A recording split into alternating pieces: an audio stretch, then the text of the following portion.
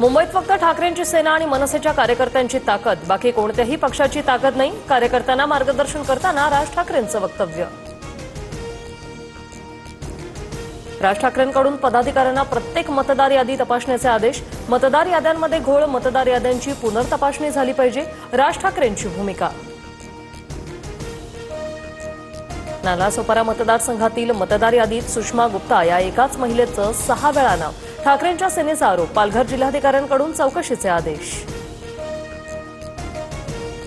पैठणमध्ये 25,000 मतदारांची नावं 2 ठिकाणी. मतदार याद्यांमधील घोळ समोर. सुनावणी घेऊन मतदारांचे एका ठिकाणचं नाव वगळण्यात येणार. स्वातंत्र्यदिनी स्वातंत्र्य हिरावून घेणं हे कसलं स्वातंत्र्य? कुणी काय खावं ही गोष्ट सरकारने सांगू नये. मी मांस विक्री चालू ठेवण्यास सांगितलंय. राज ठाकरेंकडून स्पष्ट.